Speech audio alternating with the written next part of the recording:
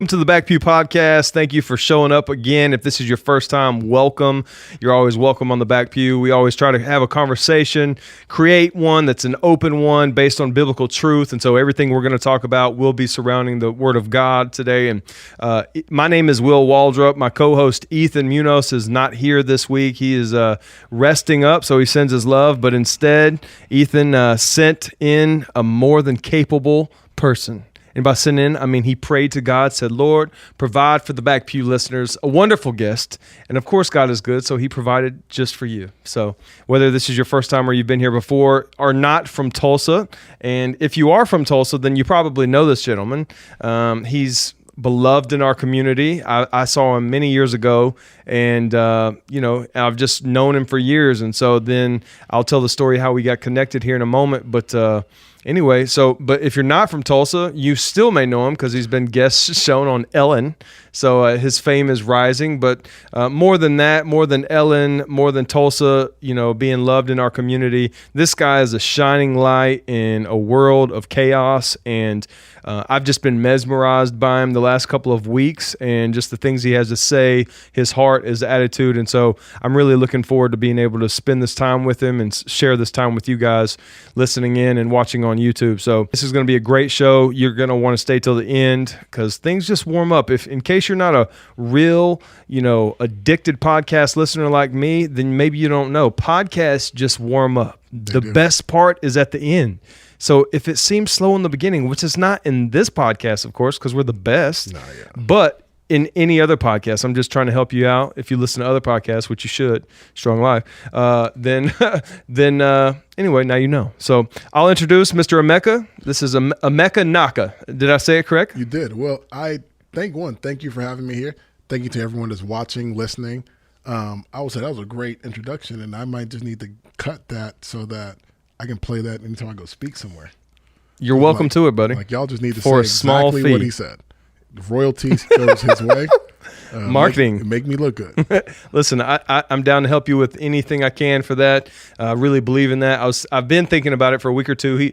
He shared with me, and maybe we'll talk about it in a moment. But, I know that you have a vision. I don't want to get too far into that, but I'll just say, in context, that you have a vision to have a podcast called From Where I Sit. Yes. I think that as we continue our conversation, just like you said, strong podcasts get stronger toward the end. I think at the end, we can introduce that. That way, you can hear me talk, and then if you decide, you know what, this is someone that I'd like to hear from, then I'm going to give you a chance to. Dope. So anyway, guys, we're going to talk about a couple of different things. We always try to create an open conversation that we're trying to curate with the audience, that just we welcome a community that people can talk about whatever and feel open about it without feeling like they're going to offend someone or hurt someone else's feelings, and from feeling like this is too taboo of a subject. And I don't think that we're going to get too taboo, but I do want to get vulnerable with you. Okay. I do want to get real. I know that you welcome that. I absolutely do. I do believe that vulnerability is the pathway to other people. And so I am bars all the time trying, especially in this particular season that I'm in, I am looking for ways to get vulnerable because it is not in our nature to do so. When we were younger, yes. As you grow older, for some reason, we come up with ways to build walls around ourselves. And I am trying to not let my nature to protect myself take over when it comes to providing value for people. So we're on this journey together right now. I love it. Man, I'll tell you guys, he came and spoke on the Strong Life podcast that I'm a part of last week. We aren't releasing that one for a while, but then he spoke for a few minutes to our team, and it was kind of on the fly. He didn't even know what our team really did, and we just asked him, hey, would you spend a few more minutes? He was generous and gracious to do that. And then the reason I bring that up is because I have him on a Christian sort of show right now, and he has Christian beliefs. But, the other thing is he is more than just that, because I don't want him to be boxed in, because the way he spoke to our team with his experience in sales and leadership and things like that, he had a lot of good nuggets. I mean, like, I was just editing his 15-minute talk to them, and I was like, wow, he dropped like 20 lines in this, And for me being a podcast and YouTube guy and like Instagram creator, you got to just capture those moments. So I was really, just like blessed by everything that you had to say. So you're definitely not boxed in. But tell me, listen, I feel like I keep having to back it up. So, let's just get a brief introduction on who you are, where you're from, and all of that. Tell me something about you. All right, Back Pew. Know that I was born in D.C., so I'm an East Coast kid, was raised in Georgia, so raised down south, got into a little trouble when I was in Georgia. My mom and my dad sent me to Nigeria to live. Ended up staying there for about 2.5 years, so I got some experience overseas. Came back to Georgia, graduated. Mom and dad felt like I should get away for school. They sent me to Oral Roberts University here in Oklahoma.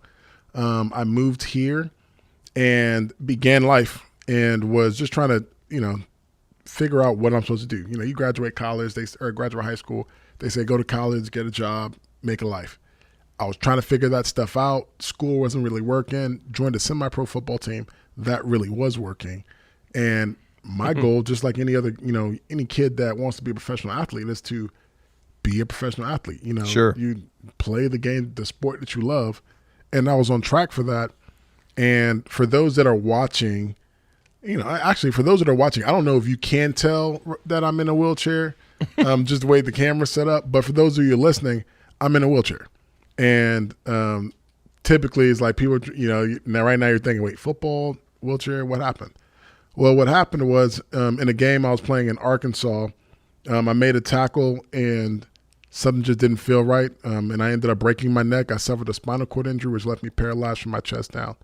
And really, it was a new chapter, and it was almost a whole new story and a whole new life that started from that, because I went from being in the best shape of my life, playing a sport that I love, to, in the blink of an eye, being in a position of extreme vulnerability. To go back to the word we said, where here I am, I can't stand up, I can't walk, I can't run, I can't play football. I'm relying on people to wash my face, get me dressed in the morning, feed me. And I'm going through this mental adjustment, trying to take control of my life. In fact, take control of a life that's literally spiraling out of control. Can you imagine a tornado coming through and you're trying to grab the debris as it's spinning around you? That was me trying to grab onto my life. Things are just swirling and I'm just turning upside down, trying to figure out what is right, what is wrong, who am I? And I'll fast forward to today. How old were you when that injury happened? 21 years old. Okay. And you got, if you're young listening to this, you're looking forward to 21. If you're old listening to this, you're like, man, 21. Like what I wouldn't do to go back. But for me, 21 was when life's supposed to be starting. And, unfortunately I found myself in a position where life felt like it was ending. And man, those were just some dire straits. It is so hard to really encapsulate what was going on in that time, because nothing made sense. I'm strong, I'm big, I'm tall, I'm fast. And then literally I wake up after surgery and I can't stand up. For 21 years, I've lived life a certain way. I say, my brain says jump, I jump. My brain says walk, I walk. My brain says run, I run. And now it ain't listening the same way. My hands are affected, my shoulders, my stomach, how I process food that I eat, how I pee, how I poop, how I do everything. It's changed, and it's hard to adjust. So after you woke up, was it right then when you realized that you couldn't stand up or move?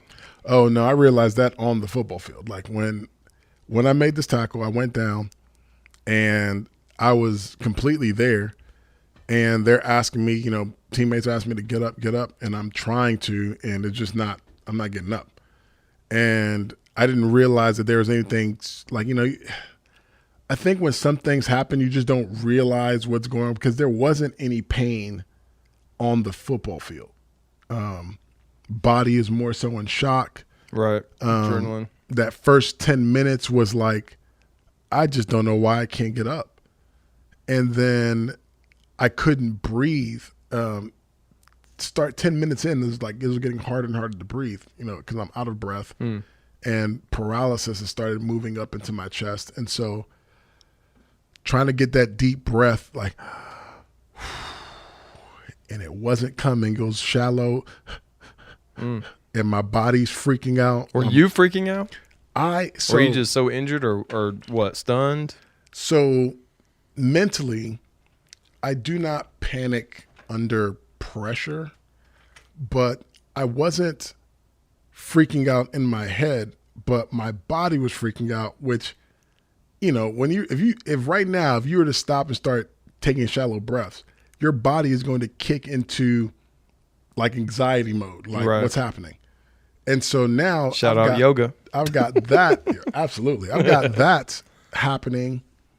And I'm like, what's going on? What's really going on? And so ambulance finally gets there. They hook me up to oxygen and they get me to the hospital. That's where I find out I have the broken neck. And then I do a 9-hour neck surgery the next day. I spend 10 days in ICU. And then I come back to Tulsa to recover. And I really thought that I was going to be in the hospital for a little bit, wear a neck brace for a little bit, and then be back on the football field. Keep it moving, back to football, right? That was my entire plan. And then, so you never really were freaked out. When did you realize that that was not going to happen? Honestly, man, I tell you, I was freaked. Like, there's freaked out, and then there's like you're freaked out within the freak out. Yeah, I hear you. Like, if you've ever been on a roller coaster, it's like the second when you sit inside of a roller coaster, your stomach is already telling you like, all right, we got this thing coming. But it ain't the same movement in the moment. as it is in the moment. And so in the moment, there was a certain level of freak out that's just there because, again, the body stuff is happening. Or there's more so like the feeling like this is something's weird here. I've never been in this situation before. And then as time went by, it's almost like I start to back up and it's starting to get more perspective on, okay, not just what does this mean for this football game, or what does this mean for this week, or what does this mean for this month, or the plans that I had for this year. And like with more and more time, it's like, yo, what does this mean for my life? Right. And I think the very first time in which the thought came was really when I got out of the hospital. And how long were you in there total? About 3.5 months. Wow. 3.5 months, 4 months. Because in the hospital, it's like there's a certain level of freak out that I'm entitled to have in the hospital. Yeah. And there's a certain level of freak out that I can have in the hospital that is contained to the hospital. Like, surely I'm freaking out because of what's happening right now, but I'm in a hospital. Like, by the time I leave here, I'll be good. You know what I mean? Right. Like, that's that young person's just optimism, I mean, that's that. When I say young, I really just mean someone's perspectives who hasn't been beat down by the world yet, by devastation and tragedy. But I just think in general, that's how we act. So if you were to take your car, let's say your car is acting up. Yeah. If you were to take your car to a mechanic, I totally relate because my engine went out in my $15,000 car. I was proud of it. $15K. I'm not a celebrity, so I love that car. And it just on my way home from a regular day at work, it blew out. And then I called them. I thought, probably the alternator or transmit. I don't know, something $400 I can fix. Then they called me and said it's going to cost you $15K to fix it. Well, that's how much I paid for the car, by the way. So no thanks. See, exactly that. Because when you make that phone call, there's a level of freak out that you have because your car is messed up. But there's also a level of safety that you built in your head that I'm at the mechanic. Whatever much I freak out, they're going to be able to fix it. Yep. Until you get the news at a reasonable they price. Can't fix it. Right. And then that changes the level of freak out, because now you're not freaking out based on this very moment. You're freaking out based on like, okay, what does this mean for my work? That's interesting point, actually, because it's like you don't know how freaked out you should be, so you reserve it. Then you find out. And now it's floodgates. Yeah. So I'm in the hospital with a reserved freaked out in a sense of like, all right, I got good moments, I got bad moments. I'm still, I'm alive. I'm having a good time with my nurses, with my therapists and things like that. And then the doctor comes in and tells me that they've done everything they can do for me and I'm going back home. And now I'm leaving the mechanic, and you ain't really done nothing to fix the car. My car is not the same way. I brought it to you to fix it. Right. You're telling me like, all right, it's totaled. It's totaled. Go ahead and take, like, it's not useful. You can drive it, but it's got a salvage title. Right. Exactly. Yeah. Exactly. And so now you're killing it with the analogies, by the way. And stay tuned. Now it's like, so what am I going to do? When you are wrecked, are you salvaged or are you like remade? Are you like, what happens? What decisions are you going to make in this moment? Like, I left there feeling broken. Sure. And that is when it began to hit me that this accident is way bigger than I was thinking that it was going to be. Like, now there are certain things that I was expecting to happen that are not going to happen. And so a lot of people think that my life changed on the football field. And my life didn't change on that football field. My life changed when I left the hospital. Because up until that point is like taking a life that I had, placing it on the shelf and waiting to come back and pick it up later, only to find out that I watched it expire right before my eyes. Like, that life is not coming back. Right. Like, that football is not coming back.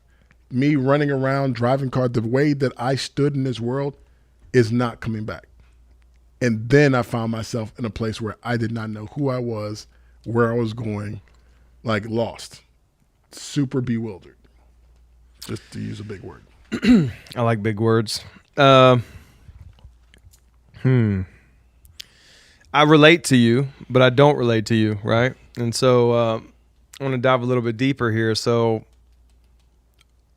before we get back, I'm going to pick up there in a minute, but I want to know a little bit more about your background, because you just passed right over the fact that you were a troublemaker and you got shipped off to Nigeria, which you have Nigerian roots. Yes. Which my is mom, dope. my mom, my dad are both from Nigeria. They moved to the United States in 86. I was born in 87. 87 babies, me too, man. When's your birthday? November 24th. You guys April 14th. Feel free to send me birthday gifts. For sure. Me too. But yeah, born in DC.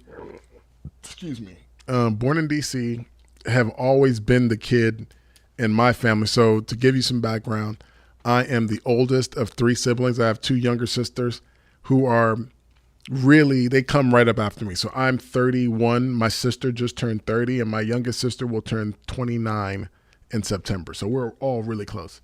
But growing up, I always found trouble. Like, I mean, people that are watching, they can see I've got dreads, I got tattoos. I had my ears pierced at the time. Like, I was that kid, getting in trouble at school, sneaking out the house. And what was funny was that growing up in elementary school, the teachers and everyone at school would refer to me and my sisters as Nnaka 1, Nnaka 2, Nnaka 3, just because of how close we all were. And then we basically all share the same face. You were number 1, right? But I was definitely number 1. For sure. Definitely number 1. So teachers would get me, and then they would be, they'd see their roster and see another Nnaka. And it's like, oh my gosh, not another one. Then they get my sister, who is completely opposite of me. Okay. Like, reads books all the time, never, like, always straight A's, never got lower than a B until college, like straight A, the trophy. Like, I mean, the girl's the smartest person I know.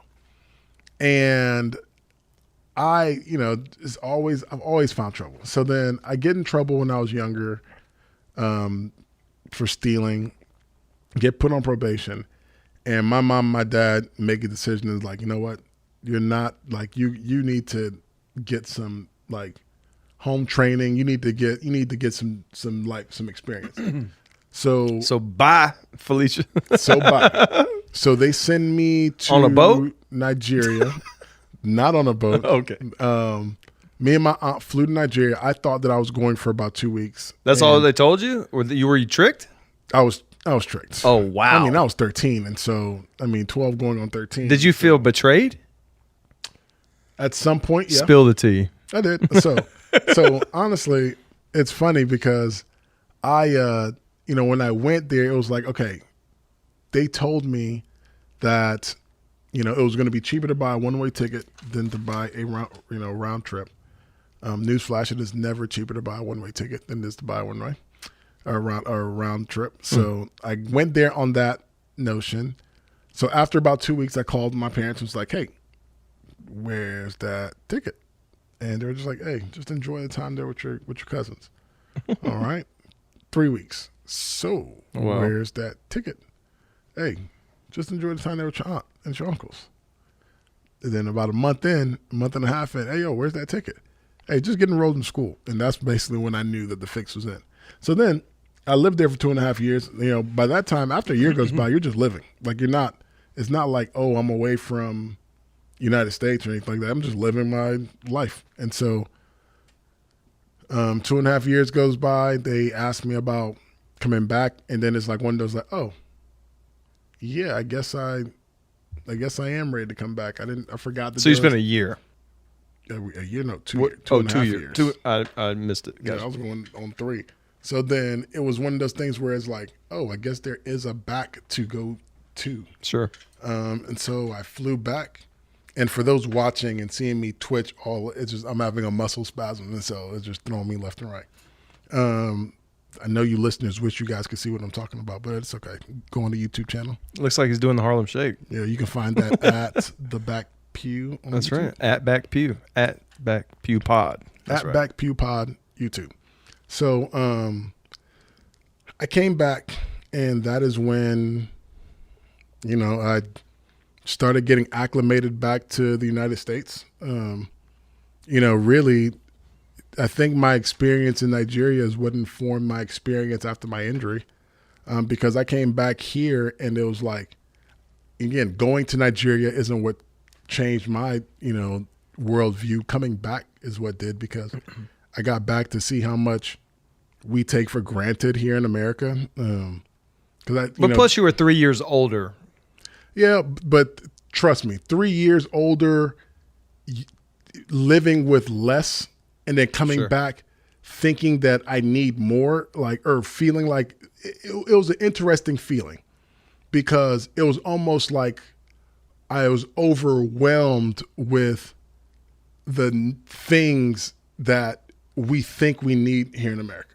Oh, I get it. So, for example, when I was living in Nigeria, there was a time in which me and my cousins would walk like a mile or two to go get like running water. And we're not talking about or fresh water. We're not talking about when people think about Africa, they think that it's some huts and things. No, we're not. It's not that.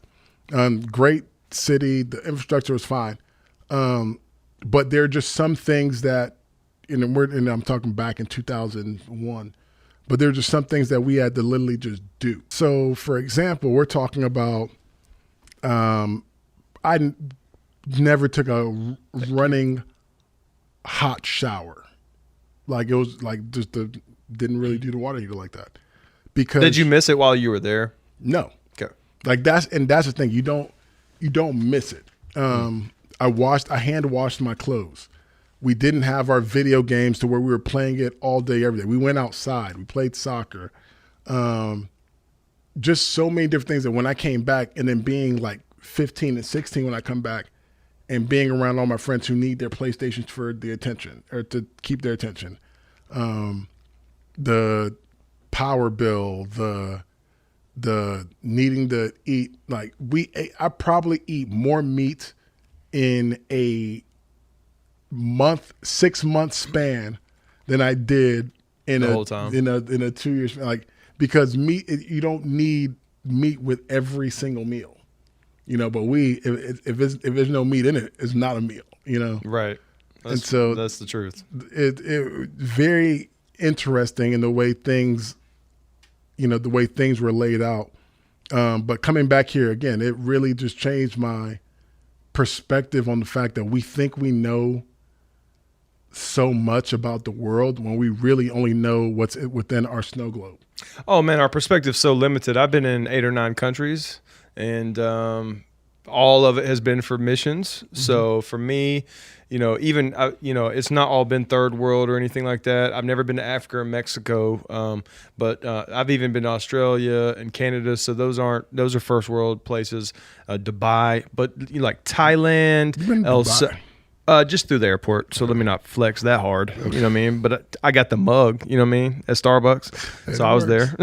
But yeah, so Thailand, El Salvador, Bangladesh, and those type of places I've been to, and for sure, especially that first week or two when you get back, you are just blown away by the smallest things that you never would have noticed before, like walking into a grocery store. I don't know how it was in Africa, but like just being in a public area with a marketplace where people put their stuff on a blanket and sell fish and fruit and vegetables and stuff in a marketplace where it's multiple huts, or covered areas where that is their Walmart. That's the market, yeah. You know what I mean? And you don't have 40 choices of toothpaste. You just have a bunch of cool choices, and it's such an unbelievable experience. They trust so much. It's not like surveillance cameras are there, but they know each other's livelihood depends on it. So there's a lot more respect there. There's a moral contract for sure. Mm-hmm. And so yeah, I remember I've had a lot of different experiences where I come back from overseas and feel, wow, some of the things that you're talking about, but one of them distinctly, I remember I had to go get milk after being gone, and I went at 1 o'clock in the morning when Walmart was still staying open at 1 by my place, and man, I just was so overwhelmed by how big and organized Walmart was, and how many choices and stuff, because when you're there and out of your culture for a week or two, you just come back and things are different. So I can't even imagine being gone for 3 weeks or 3 years. But think so with what you're saying about, let's use that toothpaste example. So imagine you being in a place where you were limited to your 3 choices of toothpaste and you made it work. Yeah. Then you come back to America where you've got 40 choices, and then you see people that get upset like, oh my God, you don't have this 41st choice of toothpaste that I want. And think about what that does to your mind, in the sense of wait a minute, here I am, I've gone with just 3 options. You live in a place where they give you a ridiculous amount of options, and you're still complaining about that you don't have one. And that is in a lot of different areas of just life, and the way we a lot of the stuff that we've done or I've been part of with Global Ventures, I've mentioned on this podcast many times.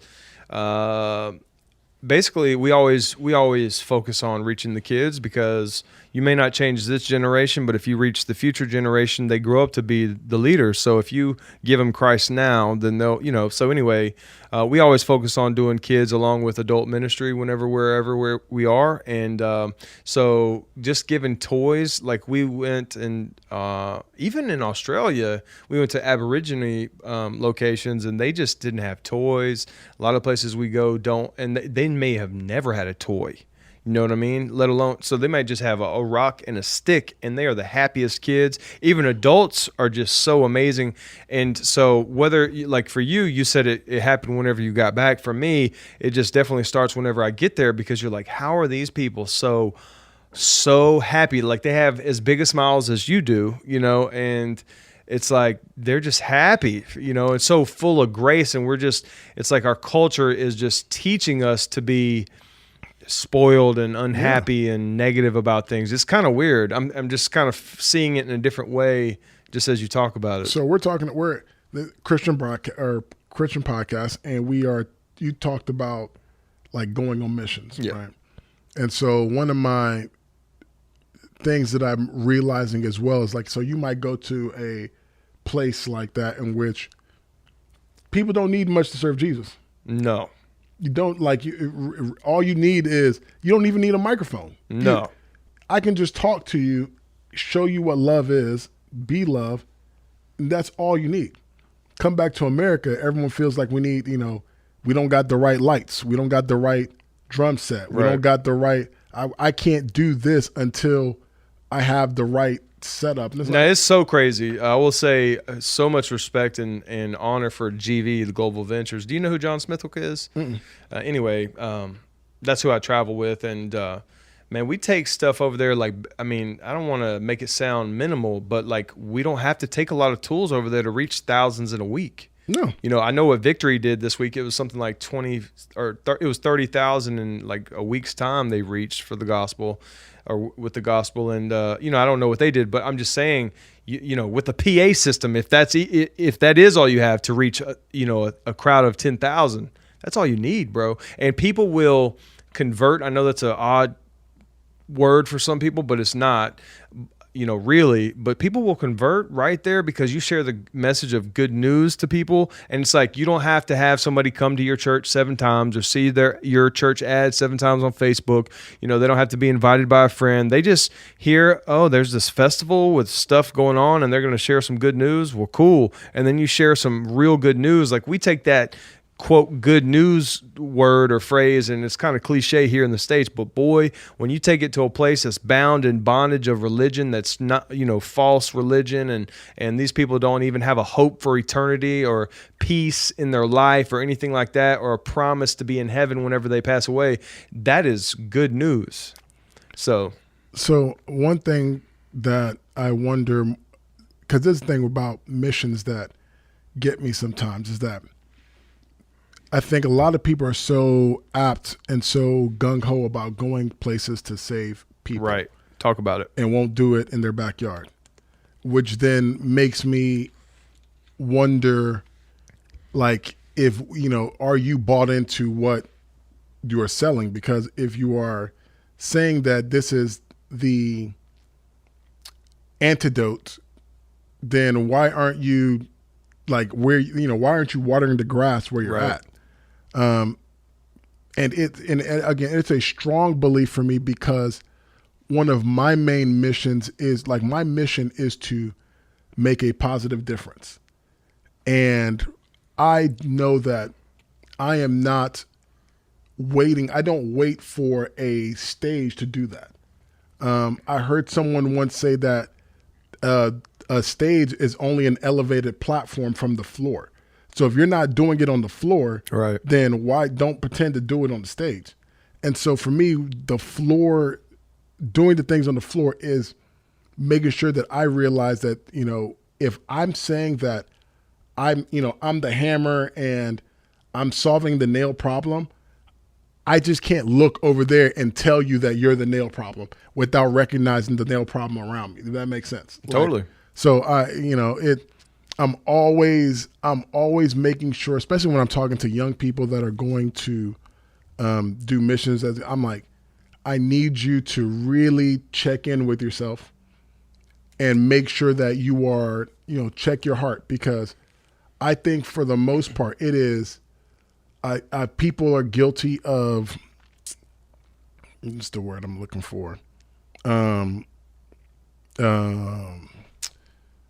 It's almost like it's almost like a drug. You go, like, mission, you get a high. Like, you go, you serve, then I see kids that come back and they get sad. And it's like, why are you so sad? Like, there are still people that need you here. But it's not the same when you go out and you're taking the pictures and you're posting it like, oh my God, here's a group of kids that we just gave water to. And it's like, okay, now are you what are you posting for? Like, is it because you're getting the, again, we live in the social media age now. in a place where we don't. I respect the missions that I do not know anything about. You know what I mean? The people that are out there doing it with nothing. And I get that there are times there, I mean, I get it. There, you know, I'm a personal brand. And so a part of my brand is putting out there what I'm doing. All right. You got to. And and missionaries that aren't are failing. And I recognize the need. I recognize the balance that I'm trying to thread right now. Right. But I respect and I appreciate those that are, you know, are just gung ho about making the difference versus showing the difference. Or, well, no, making the difference versus, you know, just showing, you know, this is what we're doing. Like that's one thing that I would love for more student ministries to be doing is like for kids, especially the ones that are coming up in this age of the I generation, like is all about you seeing what I'm doing. Like I want people to be constantly ask themselves, am I being good versus just looking good? Like I want them to constantly ask them that like if you're going to post it, never just post it with just freely posting it. Always check yourself. Like, yo, why am I posting? Why am I posting? Like, that's a great question. Like, if I feel peace about this, I'm not doing it. Like, the fact that you've asked yourself the question tells me you can post it because you're already checking your heart. Sure. You're already checking the posture of your heart. And I think that when you are living in a constant place of checking yourself, it'll always keep your motives in the right direction. Like, oh, wait, did I do this for me or am I doing this out of genuine? Because the fact that I'm asking this question is a tell that you're genuine in it. So we got off on a tangent. We're definitely off topic. I just want to challenge you because you shared so much. I just want to challenge you and give something for the audience to listen and reflect on before we get away from the subject. I agree with you that people need to check their hearts as far as, going over there. I used to literally believe that missions was only for sissies, that the only reason that they would go overseas was because they didn't have the guts to do it here in the States. I come from a meth, ecstasy, cocaine, alcohol, drug dealing kind of background. So I did all of that. So for me, whenever I got on fire for God at 19, I turned it 100% on for God. So I flipped the script 100%. I wasn't going to give more to, the devil than I did for God. So for me, I wanted to use that. And so it's really important for me. So I definitely felt that. And I never understood for a long time people that was like, oh, I have a heart for Brazil. Oh, my heart's for Mexico. Like, I was like, God, I just didn't understand that. I do get it now. That's a real thing. God definitely gives hearts for nations and stuff like that. But I'll tell you, I went to Australia was my first country I went to, and it changed my life, even in a first world country, and even in a place that really has the gospel. Because now that I've been to places like Thailand that have never don't get the gospel, and they have bondages of different religions, it totally changes but even the water thing, like I am a big believer in a certain type of missions that preaches the gospel. Like if you want to go build a house and do water, that's all good if you want to use that to lure the people in for Christ. But at the end of the day, you give them water, you give them food, they still die and go to hell. You did them a disservice. And so anyway, what I wanted to give you something to think on, and the audience too, is people whenever they go over there, it does do something different than whenever it's here. Now I agree they should be doing what they do here whenever they are over, vice versa. But the thing I want to point out is it is different because the need is greater there. Here, at least I'm not saying there isn't a person that hasn't heard of Christ here, but you've probably heard of Jesus and you probably know the gospel and you probably have been to a church before. In these places that we typically go to, they never heard of Jesus. They don't know what Easter is. They don't know what Christmas Day is. Their holidays and tradition aren't even, weaved in with the Christian traditions. And so let alone do they know the gospel message and the power thereof. So anyway, it is a little bit different. So it does change you a little bit. And I'll say this, and the point I really wanted to kind of challenge was, even though you should be an evangelist everywhere, there is a greater need. That's the bottom line in other places. So just because you don't do it here shouldn't stop you. And one thing I'll say to further my point, if you will, is a lot of times part of our strategy with the GV ministry that I'm part of is to get people on fire overseas so they do come back and do it here. Because the fact is, depending upon who you ask and the context of the question, it's sort of easier to win souls overseas. And so once you realize that, I can do this overseas, I can come home and do it. Like, even here, before I started going overseas to learn how to win souls, I was actually kind of already on fire, like doing evangelism, but I learned how to do it with homeless people, and not to make it seem homeless people seem like they're any less, but to be honest, I found a lot more, I'm just talking about myself, I found a lot more security in trying to reach someone with the gospel that was homeless than me walking up to someone that was rich or doing well. I just felt more confident doing it. And Expound on that. Well, I'm just saying, if you don't like me or you reject me as you're homeless, I'm good. Like I'm good. Mm-hmm. I'm just being honest. You know what I mean? So my ego doesn't get hurt as much. And so then you start getting practice, you start feeling confidence, you start getting the hang of it. Then you start feeling or hearing God's voice more and trusting God, the Holy Spirit, to guide you in those situations. So then I remember being in a grocery store after I had been doing a lot of homeless outreach and stuff, being like, you know what, it's time for me to start reaching people in regular places. So then I got so on fire, I couldn't go anywhere without reaching someone for God. I'm not saying everyone got, born again on the spot, but I am saying real seeds were planted, good things were happening, ministry was being done, even if they didn't get born again. And so it was amazing, to the point where I wouldn't even want to go to the grocery store because I knew God was going to use me. Or the gas station, it just became a little bit invasive.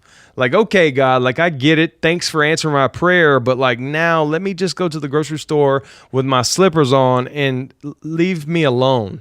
But the truth is, whenever you start really praying, God, use me, he'll answer. And that probably means inconvenience for you. So I will say that in my dialogue, what I mean more so about going overseas, it's similar to what you said, but it's more like, it's a heart thing for me, because it's like I get it. Going, like, your heart should be tuned to being that. Like, I take a very different approach to my evangelism, I guess I'll say. I really, tell me about it. I really believe when I look at the life of Christ, like Jesus. He gave what his leadership was not in saying, it was in being and doing. Yeah. Just the example. Not Instagram quotes. Well, this he day was and trending age, on Twitter. This day and age, he was trending, and it wasn't because he's like, yo, look at me. Like, it was like I did this. Like, even yesterday or whatever, Sunday, whenever I was at church, someone said, Jesus did his thing, and if he had a campaign manager or a social media manager, then he'd be like, Jesus, do that another miracle. We're trending. We're on top of iTunes, whatever. Keep doing it again. But then Jesus would be like, nah, I do my best work in private, because he always got away. And he, even some of the greatest miracles, he didn't want to be known. He said, don't tell, people don't need to know who I am yet, things like that. And I think there were times in which he said, go. And then times where he said, don't speak on this no more. And I think that's that heart check thing that in a weird way, that is that heart check thing that we referred to earlier. What I'm going to say is that, again, I definitely believe it's in for me, it's, if you can't tell that God is flowing through me by who I am, then I'm already not doing it right, because my words will never be stronger than my actions. Yeah. And so that's dope. That is how I approach the life that I am living here on this earth. And if I go overseas and feel like, it's easier, and it's easier there, or with what you're saying, as far as like, it's easier with the homeless man than it is the person that's in the suit, that already tells me that it's my ego that doesn't want to get hurt because I placed a higher value on the person in the suit than I did with the homeless person. Well, let's be honest. That's a culture that we live in, even though that's not God's. I 100%. Yeah. And people are where they are, so start where you can. So I take that practice and I make it plain in my life in the sense of like, I am hoping, one of my, I have my own personal commandments. And one of my commandments is, everyone is as important as the man in the mirror. So when I look at the homeless person, like I see myself in them. Yeah, I like that. When I look at the CEO, I see myself in them. Like I could be that. I could just as easily be that guy either one as I could be this guy. And so that already eliminates the barrier for me to not speak. You know what I mean? Like I ask anyone that's around me. I mean, you've been around me. I'll talk to anybody. I'll talk to the kid. I'll talk to the baby that can't understand what I'm saying. I'll talk to the CEO of the 500. People will be like, "Oh my God, how are you going to like?" Look, I don't think any more of him than I think of myself. I don't think any less of myself than I think of a person that is hungry, and so that gives me the pathway to approach them and to let them see God flowing through me by who I am being to them in that very moment. Because again, I've heard this said, sometimes you're the only God someone will ever meet. I love that quote. And I am trying to be a good steward of being on this earth. And I think when I get into the position of, talking too much about what I'm going to do versus, again, I guess talking about what I've done or just doing what I want to say, I think that we can easily get lost. And that's one thing where the speaking, I just think that when we're younger, like when we're kids, we focus on ourselves more. There's a reason why babies, they don't care where they are when they cry. Their baby doesn't care if it's in the library. It doesn't care if it's in the church. It doesn't care if it's in the meeting. Babies are going to cry because it needs attention. I'm hungry. I'm crying. I'm sleepy. I'm going to cry. I got pooped. I'm going to cry. And I don't care. We all started there. And so our nature already tells us that we were born selfish, and experiences are what carve us as we grow older. The verse in the Bible says, when I was a child, I thought and acted like a child. Then I became a man. I let childish things go. A part of that is, having awareness of people around me versus just myself. Especially when we're talking about like winning others over, when we're younger and we're trying to teach the lesson, we have to also teach that to people to avoid the trap of that ego trap. Because there's so many people that I've experienced people that they lose the fact that it is God that saves, not you. It's God who has the ultimate power, not you. Like on a side note, going through what I've gone through, you would be surprised the number of people that have approached me to pray for me for healing. Oh, wow. And then they're saying, I was at this mission trip and I prayed for someone and I saw their leg grow back or this or that. And so wow, I've got the power in my hand. So I'm about to lay my hands on you. I'm like, when I start feeling that warmth, I'm just like, you telling me everything about you. So I already know that I'm not like, like you talking about you. You're not talking about God. Right. Like, so this is, you already lost me. Like, right. And that's because that heart check wasn't really there. It was just like in Tulsa, baby. I'm just doing it, and we're in the Bible Belt. We're in the Bible Belt of the United States. And so I just believe that when you are, especially in the, when your goal is to win others over for Christ, it is one of the best things I ever heard was that, again, it's not my job to save people. It's my job to introduce them. Yeah. I love that. And I think that when, just like when I first saw you at the place that I saw you at, one thing is that I started talking to you, and we were talking and kind of developing a rapport, and then that gave the avenue for you to introduce me to the people that are sitting at your table. Sure.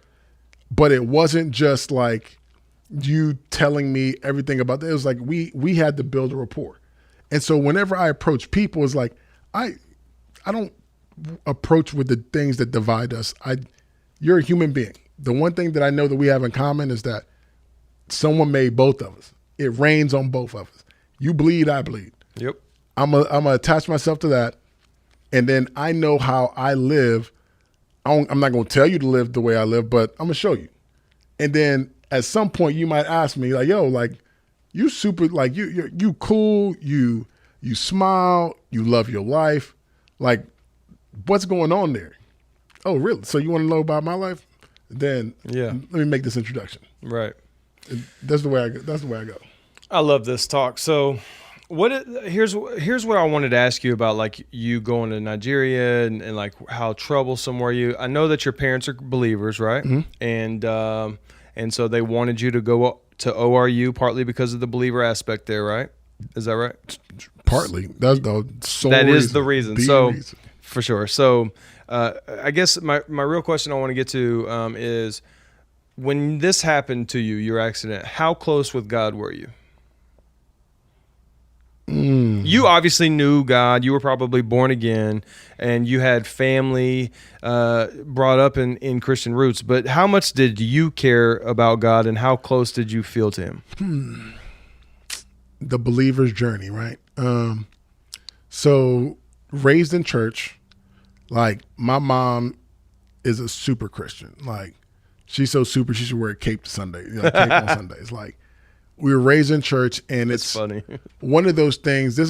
So if you're listening, I'm about to give you another strong analogy. When we are born, we are living in our parents' house and our parents' spiritual house. And so when you're a kid, if you're sick, your parents are praying for you. They're getting people to come and pray for you.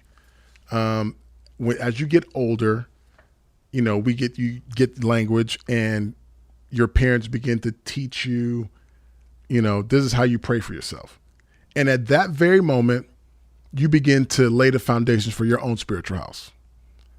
And then somewhere around 12, 13, 14, you basically move out of your parents' spiritual house and into your own spiritual house. And depending on how you have built that house, because initially when you move out, you will have a storm. Storms are just inevitable.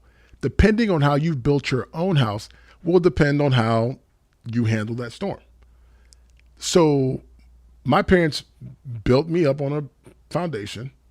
And when I moved out of my mom and dad's spiritual house, I covered that with a layer of sand, and then kind of built my entire foundation upon that. Yep.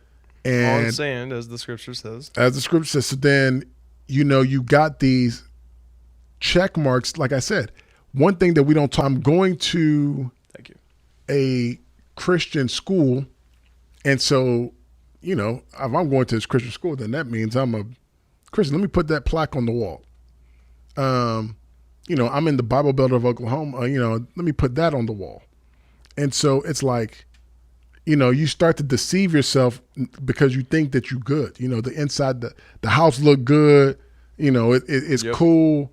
So then something like an accident happens where you break your neck and you're paralyzed from your chest down, and that storm completely washes away everything that you've essentially built. And now you're at rock bottom. So to answer your question, where was my faith then? I kind of got lost in my own life, in the sense of, like, you think that you move somewhere that you're immune to troubles. I moved to the Midwest because I thought that, I'm not going to get in any trouble here. But one thing I learned is that if you're looking for trouble, you will find it anywhere you go. Baby. Yep. And kind of found myself in a place where, this isn't who my mom and my dad would be proud of. I hit rock bottom, and I was really, like, spiraling out of control, in the sense of, like, this is not Like my house is gone. And honestly, I went 7 months where, I'm kind of just trying to numb the effects, and like, so that's TV, food, and just kind of avoiding everything. And then began to have, to move forward. I got to ask myself some questions. And I did not want to ask the big question that most people would ask God in this moment. Like, you know what? I'm not going to ask God. Does this question have 3 letters? It has 3 letters. What are they? W, H, Y. Da, da, da. The big Y. Like, I do not want to ask God why. Yeah. You didn't want to ask him. Did not. Because I'm like, you know what?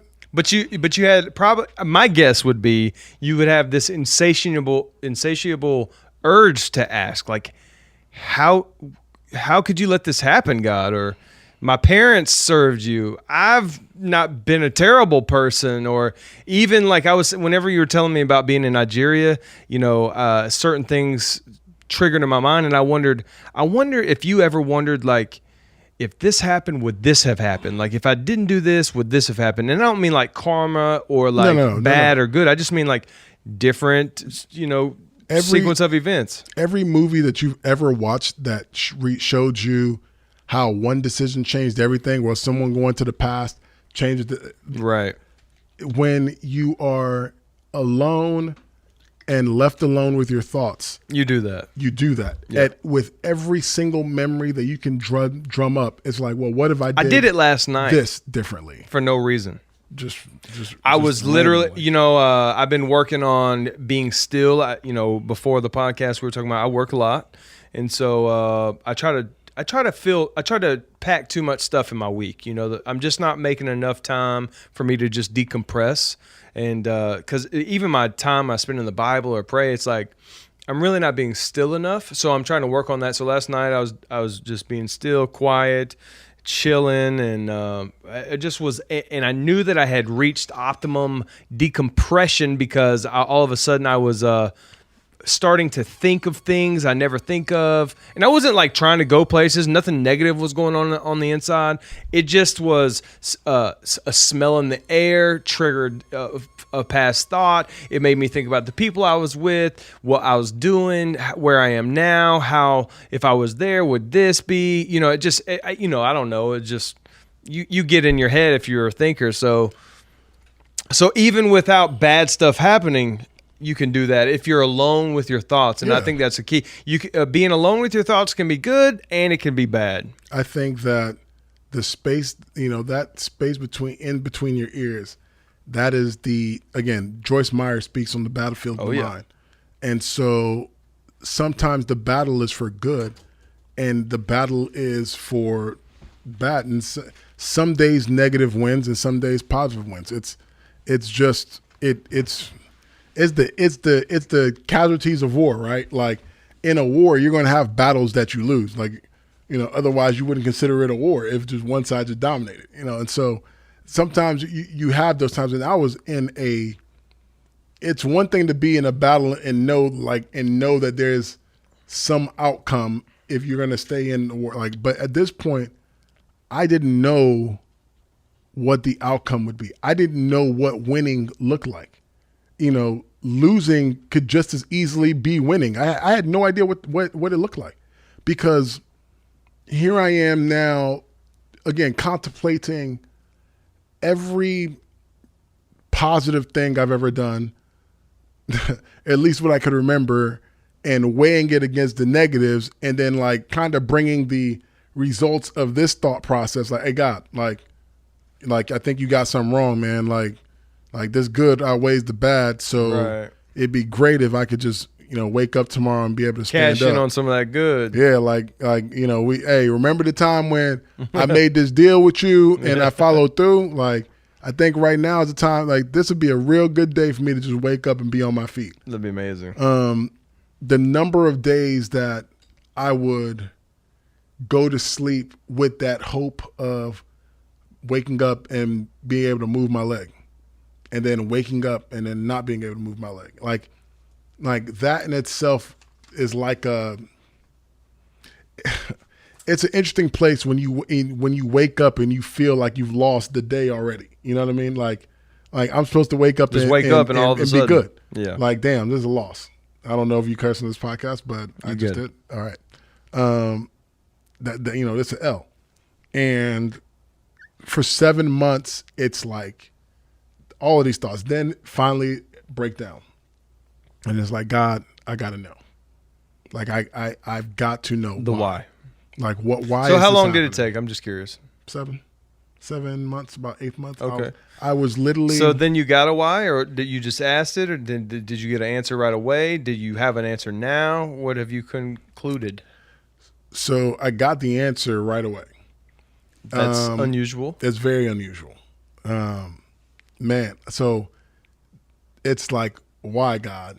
You know, and I'm kind of, and really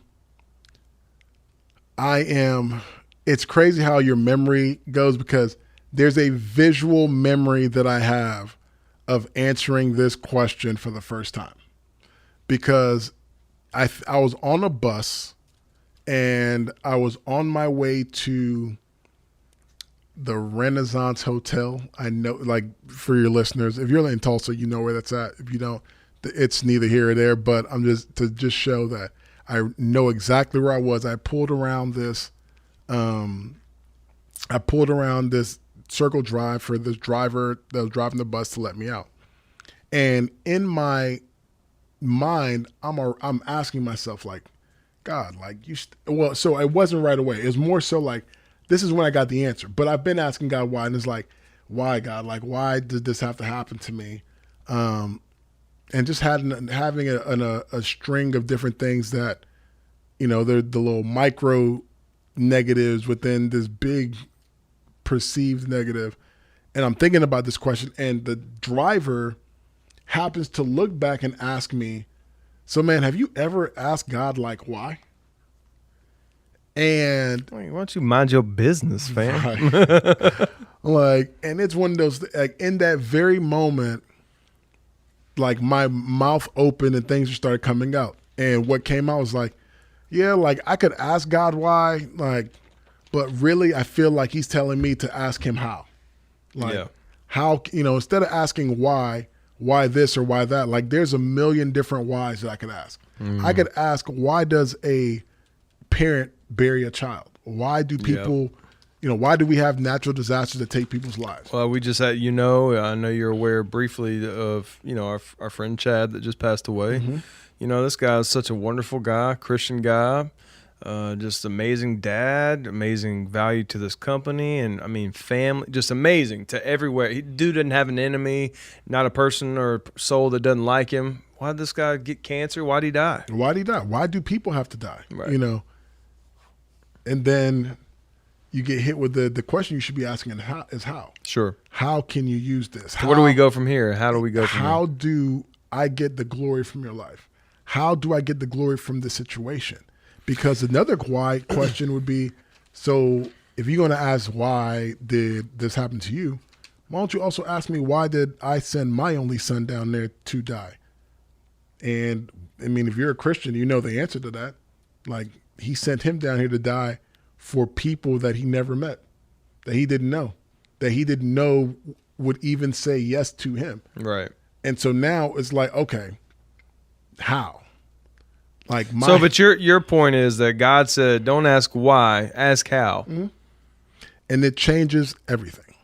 Sure. Because one question is like, why did this happen to me? Well, one's a victor, one's a victim. Yeah, absolutely. And at that moment, I'm like realizing, okay, I need to change my questions, because honestly, the way I was asking the question really pushed me against the victim corner. This thing happened to me.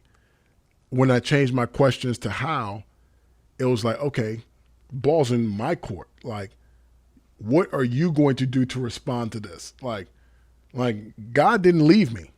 He's always been there. So what are you going to do to get the ball rolling? And that day, I was different. You know what I mean? Like, thanks, bus driver. At this, I've got so many people to thank around on this journey. But sure. At this point now, I started to volunteer at a youth group, And it changed how I approached the youth group. It changed the energy that I brought to the kids that were there. It changed the energy that I woke up with, because remember, I just told you that you wake up and I'm not walking. Looking at it, the expectation there, every day can seem like a loss. But, when I flip my expectations, how can I serve someone today? The day is still mine to win or lose, versus me waking up feeling like I already lost. And so the choice is mine for what I'm going to do during the day to win it. And I've approached every day that way since. So let me ask you, but I don't want to spend a lot more time on this part of it, but I just have to ask you, for sake of due diligence, I hear what you're saying as far as, if you want to win, if you want to overcome, then really that's the wrong question to ask. Even the last couple of podcasts on the Back Pew, we've talked about asking the wrong questions is a thing. You got to ask the right questions. So I love what you're putting down, but does it minimize at all people that are going through things? And if it does, is that okay? And is there any value to asking why? If you need...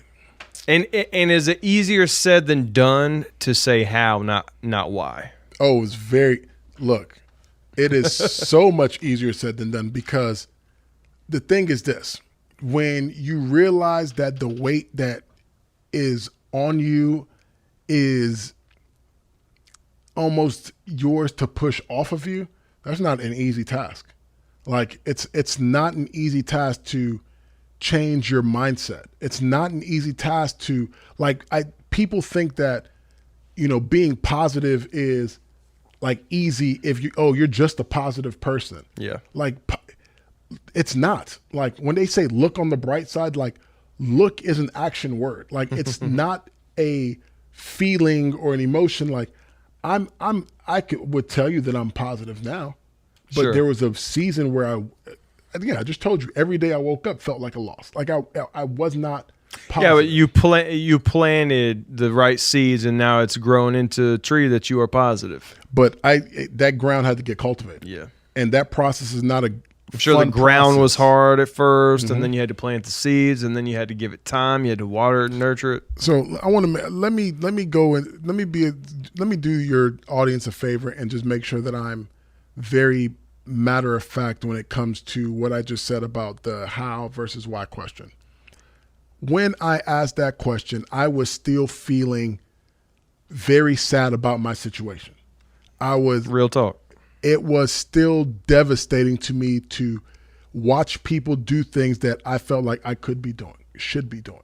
It wasn't easy having to ride buses. Like, the number of times that I'm reminded throughout the day that my life was different, it's in every single thing. It's when I drop my phone and I can't reach down and pick it up. It's every time I have a muscle spasm that causes me discomfort. It's every time that I'm dealing with some health thing that I never, ever had to think about. So it is not easy. And when I say, changing your questions, I don't want to minimize pain, because pain shouldn't be minimized, because what's painful to me may not be painful to you. And so when you tell me something is painful, I 100% put stock into that, because your experiences dictate what's painful to you. If you've grown up, like I've grown up with both my mom, my dad in my life. And so if my dad doesn't show up to something, it might not affect me the way it does if you didn't have him in your life. Like, right. But that doesn't minimize your pain it's still pain. My message to people is to make sure that you realize that your pain is valid, but you also realize that your response to it is as well. Like, because my big thing is someone told me that I once heard responsibility defined as responding with ability, right? And so for me, ironically, I'm in this position in which there are thousands of things now that I could not do, that I could do before.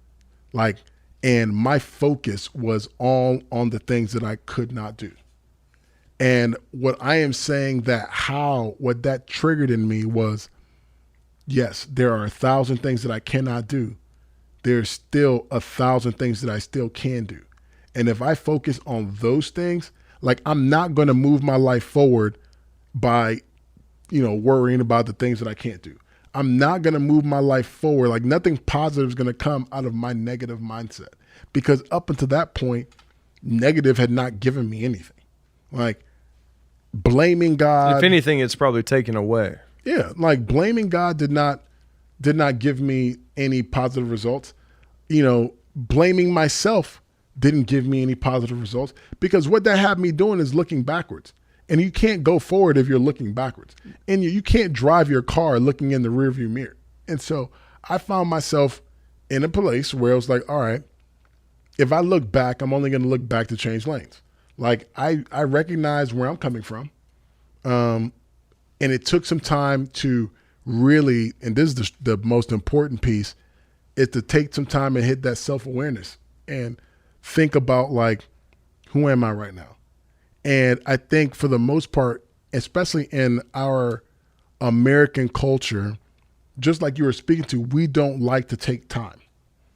And especially, we do not like to take time in pain, because we want to move past it. Well, we're so spoiled here, we don't have to experience much pain. So then whenever we do, it's like, you don't want to face it. Do you know, like, it's almost like, I just watched this movie called Escape Room. Okay. And was it good? It was decent. It was cool. So one of the premises was that you're in this room, and the room was basically going to kill you. Right. Like, somehow or another, and sorry, I'm spoiling. It's like a new version of Saw. Right. It's been out a while. Exactly. So it's, whether it's the walls are closing in, there's poison filling up the room and gas, like, but you had to figure out a way to get out of it. And in every single room, the only way for them to figure out how to get out of the room was when someone took the time, within all of that stress, within all of that pain that was going on, someone sat and thought and came up with the right answer to get out of the room. So many times in our life, we're too caught up in the franticness that pain causes and the sheer unknown that it makes us, like, freak out, that we don't spend time sitting in it. Does it mean that you might, suck in some poison gas? You might. Does it mean that the walls might touch you a little bit? It might. But I promise, if you take the time to address and think about, all right, where am I? Where am I in light of where I've been before? Where am I in light of where I want to go? And how does this pain, like, what does this pain tell me about me? Because that's the thing that pain does. The pain tells you about you. And it is one thing that a lot of people don't want to face is, they don't want to face those hard answers that pain will make you ask of yourself. Because for me, one of those hard questions that I had to ask of myself was, are you, I'm bargaining with God, like, hey, God, like, all these right things that I've done, can I get a get out of jail free card? And one of the questions that was like, if I were to, put you right on your feet today, are you going to go back to the life that you lived before? And that was a real question that I sat with for a long time.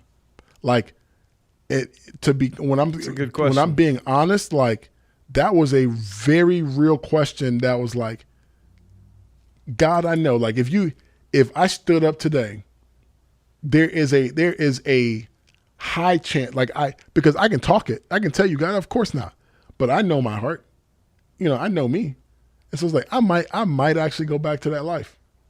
And it was one of those things. God is not concerned with your circumstance. He's concerned with your heart, and that's why I speak so much about the heart check, because that to me is where he wants us to do. It's like, I really, again, my faith, what I believe is that, again, he is really concerned with what we do and why we do it. Even more so than that, why we do it is more important than what we do. Me giving money to the homeless guy on the street is nothing if I gave it to him with the wrong motives. Like I gave it to him to look cool. Or did I give it to him to be the hand and feet of Christ at the moment? Like I really believe our motives are everything. And so I'm constantly checking my motives. And in the moment that I was in where I'm asking myself about myself, that was hard. Like, and people, again, I think that the way I live my life now, people are, might look at me and think that, oh, this guy it's easy. No, it ain't easy. Like, I just think that if you lift the weight long enough, like you then make it look easy, but it's still the same. The weight that you carry is still tearing your muscles. Like you just get stronger and stronger. Like I feel fortunate to be in a place where I'm looking at logos that say strong family. Like you don't get strong by faking it. Like you can't fake it till you make it in this thing. Like making it, at some point you got to make it. Unless all you're doing is faking, you just become hollow. Well, see even with you saying that, and even with what you're saying with the checking yourself and moving forward, and how it's like we're reading "Developing the Leader Within You 2.0" by John Maxwell right now, and this we read it as an organization week by week, chapter by chapter, and this week's chapter basically he was talking about change. And embracing, being a change agent in an organization, how many people it takes to bring change in an organization, and why it's difficult to bring about change, and how and why it's difficult for your team to follow the change. And so what I hear you saying is the same thing he's saying, which is people are actually not afraid of where they are, right, in the moment where they are stuck as a victim. They're not afraid of the victory that they're going to receive. It's actually that place in between. You know what I'm saying? That it's actually the risks they have to take. Like, what if I ask why and I'm not, what if I ask how and I'm not able to accomplish it? Because if I just stay here and why, I'm comfortable. And of course I would be comfortable if I had the how and I was doing a good job, but it's the risk of the unknown, of the in-between, that really makes people suffer and stay paralyzed. Good pun. I would say, and I would even say, to add to the pun, that I would say, I believe I know people that are more paralyzed than you and in their life than you are in your life, despite the physical. I see it every day. In the field that I'm in, where I get, as a counselor, as a coach, I see it every day where a person is stuck in comfort because there's a bigger risk. And they're not even comfortable. Yeah. They hate where they are. But it's easier to not do anything and stay than to do something and risk failing or risk it not working out because your ego doesn't want to look bad. And I was there, but then I got pushed into a place where I didn't like what I was looking at anyway. So I almost had nothing to lose. Yeah. Like what I recognize is that I am lost. I'm on the corner of uncertainty and bewilderedness. I don't know where I'm going. I know that I don't want to be here. And so I took actions in any which direction that would move me off of that mark. And surely, again, with the right heart, I think the path you will find the right path. I really do believe, like, for most people, they have to turn on, again, if you're listening and you're a Christian, I would say, your GPS, your God positioning system, because one thing is that when you turn on the GPS, the very first thing that pops up is a dot that says exactly where you are. And I think that lesson goes to show that you can't go anywhere without knowing where you are. That's good. And so when you decide, like, all right, you know what, this is the kind of person that I want to be, or this is the place that I don't want to be, it's like you lock in those coordinates, you hit go, you have to live your own life, but then you have to be unafraid to make the journey, because you're not going to always make the right turn. But just because you make a wrong turn on the journey, it doesn't mean that the destination you're trying to get to is you can gone. bust that U-turn. Yeah, look. So what? It took a little extra time. You learned something along the way. You learn something, and all it does is redirect you. Yeah. And so I do believe that people are afraid of taking control of their lives because it's more easier to, again, because we all love the blame pocket or the blame card. because It's if easier. I can play that card, then you don't expect anything of me. There's no accountability for yourself. Zero. And so I just don't believe that God wants us to live that way. You know, God did not create us to just take from this world. You know, we're here to add value, and you can't add value. You can't live in purpose if you're afraid of moving.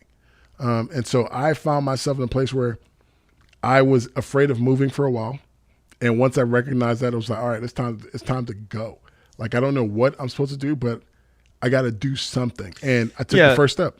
You know, joy comes in the morning, sorrows but for a night, I think the scripture says, or something like that. Anyway, you know, it's like you have your time where you're down, but just don't stay down. You know, no one's knocking anyone, because obviously you went through a traumatic experience. Your life dramatically changed. So yeah, I don't expect you to be up, smile, you know, sitting up in the bed or about your life, smiling, happy about how your life changed tomorrow. But gradually you got to be making progress, be making efforts to grow. So I appreciate that your focus is on how to move forward versus on, you know, why did I get here? But it's so practical. It's after you feel the pain. Like Usher said, let it burn. Like you feel it, and then you move from it. Like, I think that I use an analogy in the sense of, like, have you ever been to the beach and you're standing on the beach and, you know, you got your feet in the sand, and then the wave comes up, runs in between your feet. What happens to the wave? Goes back. It goes back.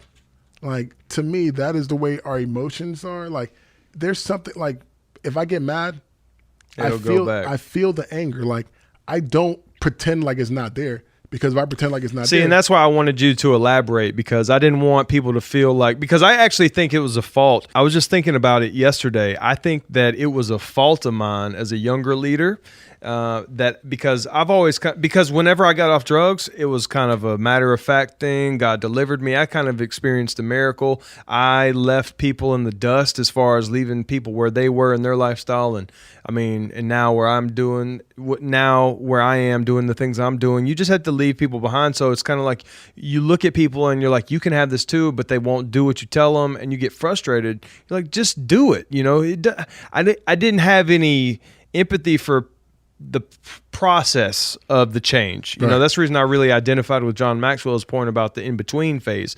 And so that's the reason I wanted you to elaborate more on the difference between the why and the how, because it is so easy to just tell people, don't ask why, ask how, and then not, you know, and I know you don't feel that way. Yeah. You validated the real pain. Yeah, no. You know? The asking, I wouldn't have gotten the how response if I didn't ask the why question. See, that's a good point too. And so I think sometimes, again, it's a process. Asking why is a version of feeling it. Like, again, when we pretend that pain isn't pain, we just do ourselves more damage. You know, if I punched this wall and broke my hand, and then I pretended like it didn't hurt and I punched it again, that'd just be dumb, you know? And so I do think that when you acknowledge what is painful, you now have the ability to move off of that pain. Like, you now have the ability to think and to strategize how, I think when you feel the pain, you're able to help others that go through pain. Because I did hear compassion defined as the ability to sit in another person's darkness. And you will not be able to sit in another person's darkness if you've never been able to sit in your own. And so that is where that feeling it comes from. It's like, you can't tell me how to get somewhere if you just blinked your eyes and all of a sudden arrived somewhere, you know? And that's, you know, and the thing, sometimes when we have those miracle cases, the journey, like, there are some whose journey is going to be very different. For sure. You have to recognize that. Yeah, like, just because I got to where I am doesn't mean that you're going to get here the way I got here. Right. And so if you're telling me, like, you know, there's these obstacles in the way, which are pain points, I have to recognize that those obstacles for you are just as valid as the different obstacles that were for me in my own life. You know, what's funny is that, like, as I look at this poster of Michael Jordan behind you, it's like that, in the sense of, like, Jordan, while he worked extremely hard, he was supremely gifted in some areas. Like LeBron is gifted in physical areas that he can't just look at a kid and just be like, just do what I did. Like, he got different gifts. Like, he ain't built the same way you built. Yeah. Like, there's a process that he has to do, but there's also the keys that LeBron has. There's keys that Jordan has. But sometimes success in our lives make us blind to the process that another person needs to go to because we've experienced success in a certain way.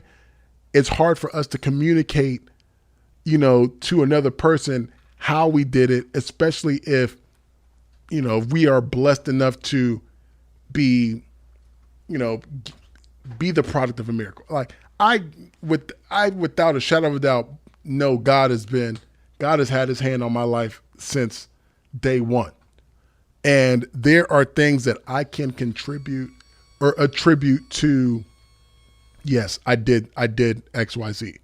And there are also things that I have zero explanation sovereignty, for. Like I can't, like, again, I did not die on that football field. Very easily could be off of this earth.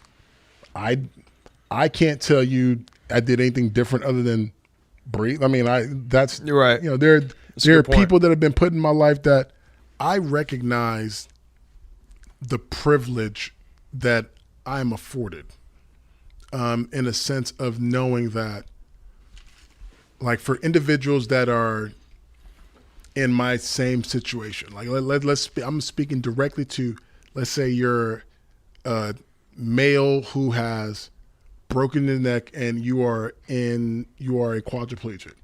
Okay. I recognize the privilege that I have to, one, my dad was able to move here to help me out. And so I've got the privilege of having someone day in, day out that's able to help me get in and out of bed. That some people have to scramble for that. Sure. Like, they don't have support like that. I recognize my gift of gab that some people are a little bit more private about. So they're not able to share their story and gain support from people like I have. I recognize that I live in the city of Tulsa. That's one of the most philanthropic communities out there, which has given me a gym that I'm able to go and work out with every day. And a lot of people don't have that. So they're stuck at home. And so for me to be talking to them from this place of privilege, I recognize that they could be like, well, I don't have any of those things. So how can I do it? Understand that I have my eye on all of the things that I know have given me privilege to be at the position that I am now. And I do not take it lightly, but I also recognize there are those keys that are just universal. And again, I think that's when it comes to faith and when we're trying to grow people, it's a matter of keeping an eye on privilege, and knowing these are such good insights in case you aren't jotting these down and paying attention. Just to keep an eye on, make sure you understand where your starting point is, where another person's starting point is, and make sure we speak to those as well. So when people come up to me, if someone were to ask me, hey, I'm living in Mississippi and I don't have the gym and I don't have a consistent person, I don't have this, my message to them is probably going to be, but you do have your mind. If we're going to, we can talk about all the things we don't have. Let's talk about what we do have. The fact that you are alive today means you got breath. And so at that moment that you decide that I'm not giving up, that's momentum right there. For sure. That right there is momentum. That's what you need working for you. And then you can, now it's like a matter of, let me look at what's out there. I put a lot of positivity into my mental state. Let me get into that. Okay. So I think some of your self-awareness actually comes from at least the time that you've had to be still. You get a lot more opportunity because of your limitations to be still, I think. So, you're a pretty busy guy. So am I wrong? No. You're not wrong, but let's change the language on it then. Perfect. I wouldn't say limitations. I would say it's, circumstance, like it because of circumstance. Because one thing is that, like, again, when we use the term disability, it's starting to rub me the wrong way, because it's like that's more of a deficit focus versus an asset focus. And so it's like, no, it's like disability kind of puts focus on things that I can't do versus the things that I can. I'm with you. I never really liked the word. Yeah, me too. Like, physical challenge. Like, okay, that one is a little bit more on term. An individual with a physical challenge, I get it. Or individual with a disability, I get it. But I am not a disabled person. You know what I mean? So and I'll tell you, I don't see you that way, and I don't think other people will. I want to say this on this podcast, even though I said it on the Strong Life one.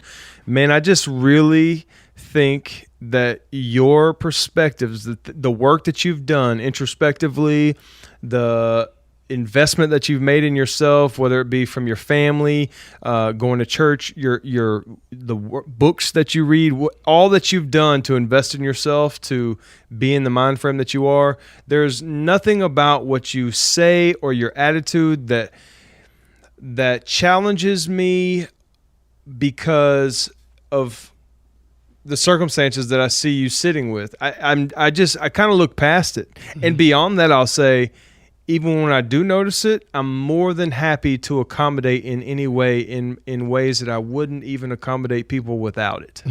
You know what I'm saying? Yeah. And it's weird. And it's only because of who you've done the work to become. And so the thing I was going to say is it has nothing to do, even though I believe that does challenge people. It's just like going to other countries. Absolutely. Like you see people that live with less, that inspires you. But then when you see their smile on their face, that has nothing to do with their circumstances. That just has to do with their inside, So yeah, I love that about you, man. And there's not too many people, even charismatics, and I mean like charismatic people, even people that are like God-fearing, just very, overflowing with God, like that.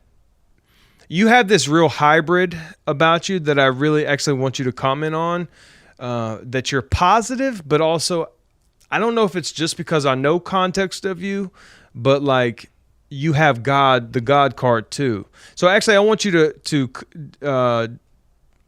to talk about specifically the mix between the positivity message that you've invested in yourself versus the God in your life that's helped you become who you are. And also I want you to tell me what your real goal is with who your target audience is, because honestly, I'll tell you, I think my one, I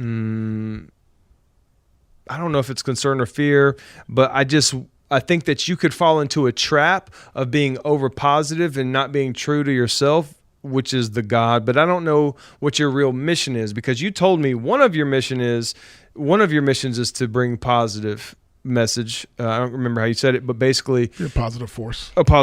So, but you didn't say God, and I don't know what that is, or if that is your goal or whatever, but clearly you said that in your one-on-one interactions that you do that. So I just wonder what your ultimate platform is and where the mix is that you would recommend for people, because I feel like a lot of times we're very separated. We're either one or the other, all God, no positivity, no motivational, no business leadership stuff, or all that and then no God.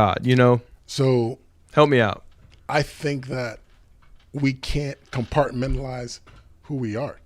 Like, I just think that we are all of it all the time, and every set. Like, that's why I'm less concerned with like what I say, and I'm more concerned with who I am. Because if I go to church and you think of me one way, and then you see me Monday through Saturday and I'm a different person, that's not being true to myself. And it's so weird, because totally agree. I think that for the large part of my walk after this, I spent a lot of time in the church where I was volunteering with the youth group, and I was growing as a spiritual person.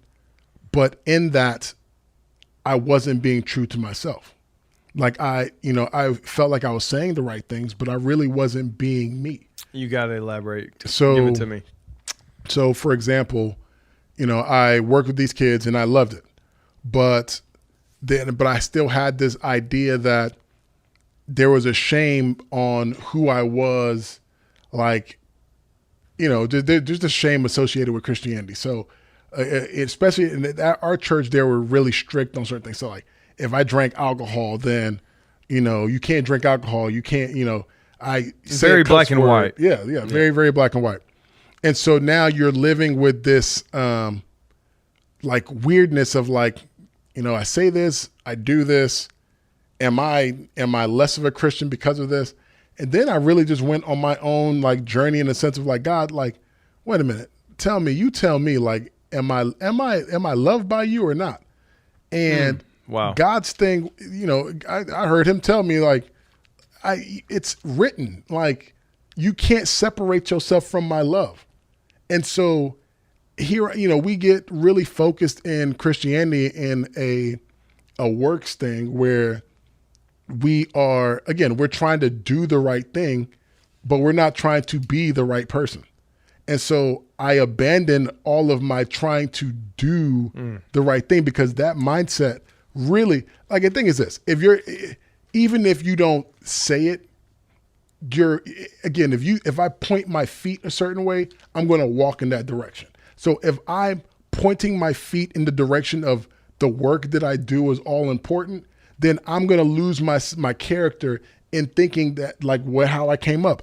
As long as I go to a Christian school, as long as I go to church on Sunday, then I'm good.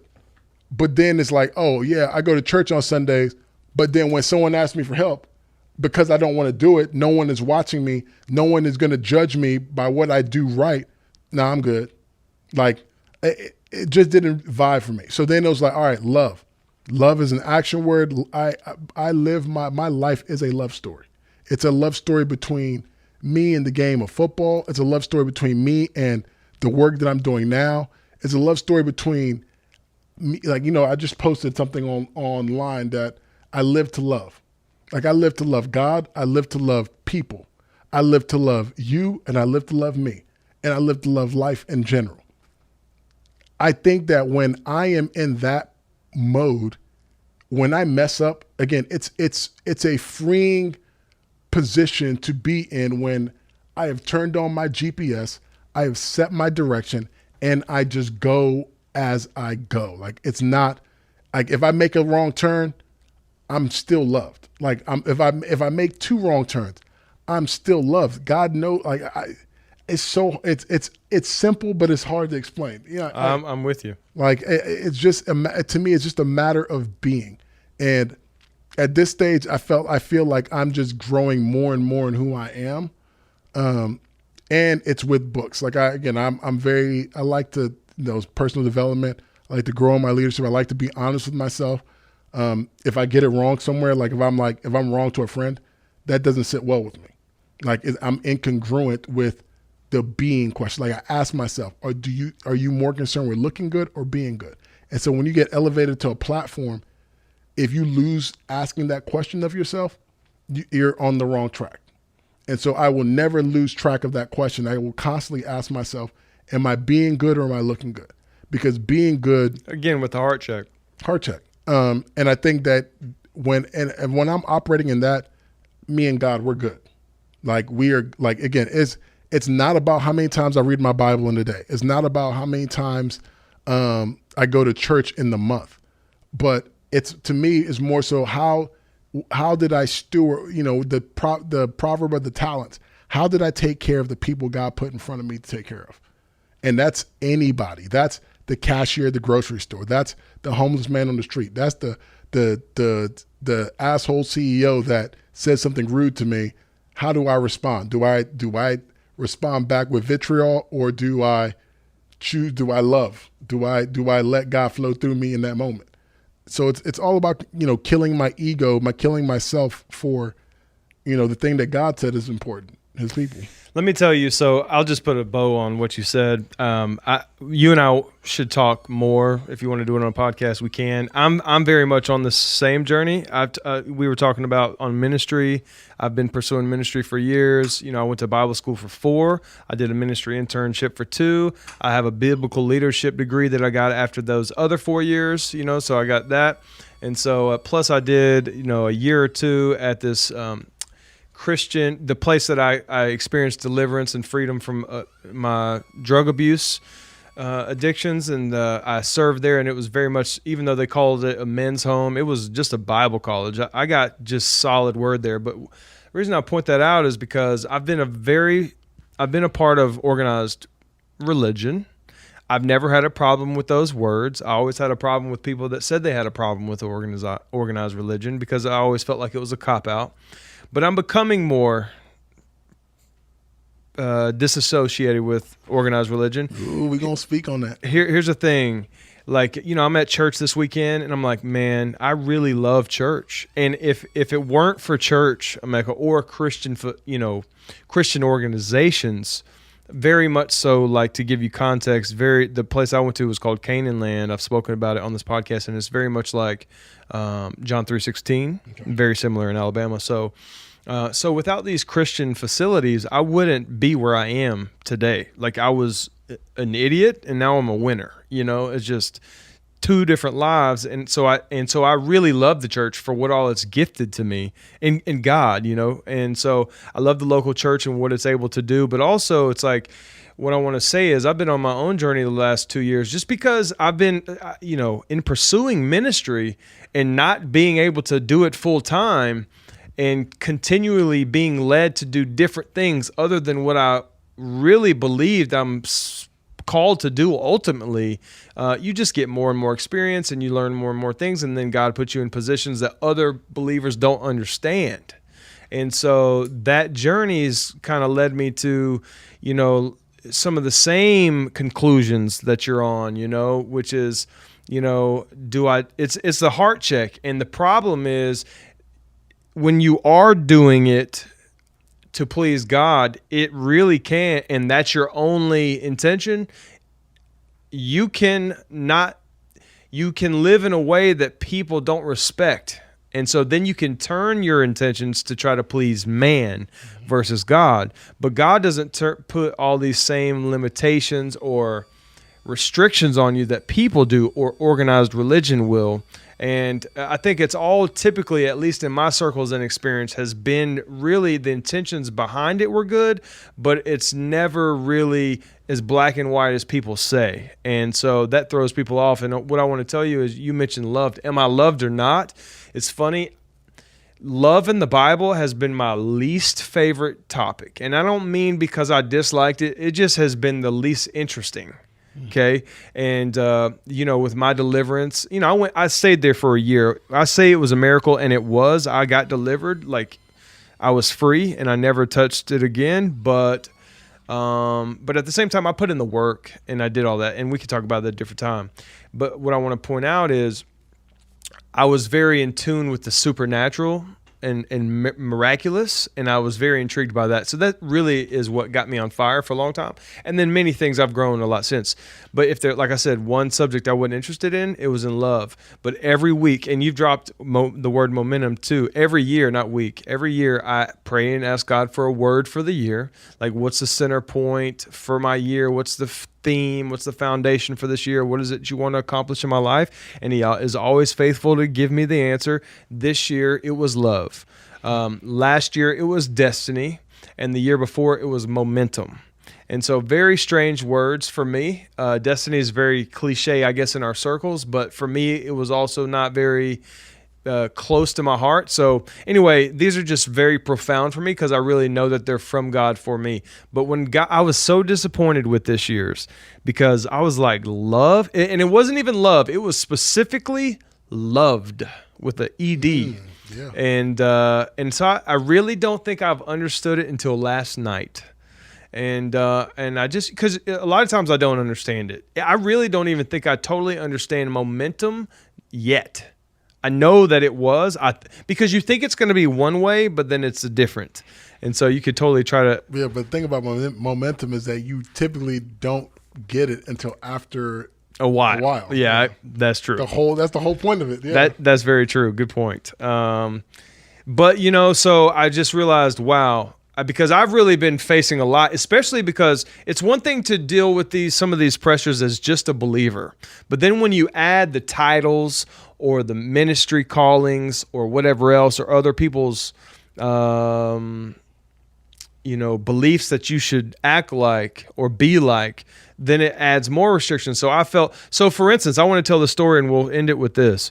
I met you in a bar, technically recently. I was just going to let him put that out there. I was going to say earlier when I met you where I met you. He was like in that place. I'm just going to I'll let him put it out there. But yes, we met at the bar. So, and even to this day, I don't spend much time in bars.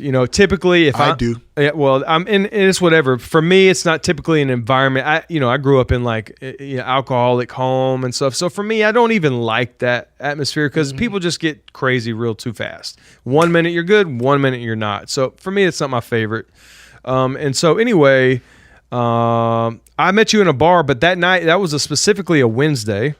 It was a very weird night. Continue, yeah. Yeah, and so I want to tell you, like, basically that night I was invited. We had people in town, long story short, for work. And then a guy from work that I really respect and admire here invited me to go out. It was on a Wednesday. How lively will it get, So then from on my end, for the last couple months, I've worked every single Wednesday at my job.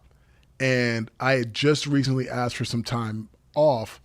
And this was my first Wednesday off, and I was randomly invited to go to a networking event.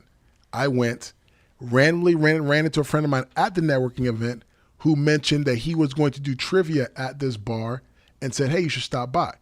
At the end of the networking event, I was on my way home, passed the place, and thought to myself, you know what? Let me just stop in there just to see what's going on.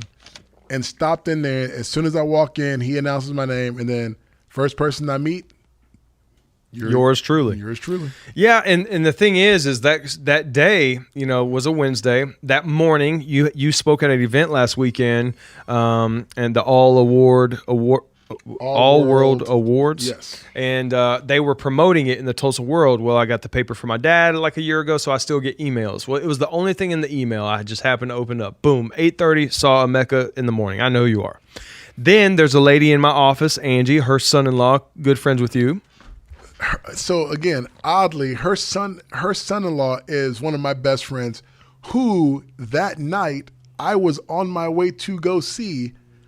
But then he said that he was out on a bike ride, which then made me say, all right, then I guess I'll stop at this bar to see this trivia. All things work together for the good.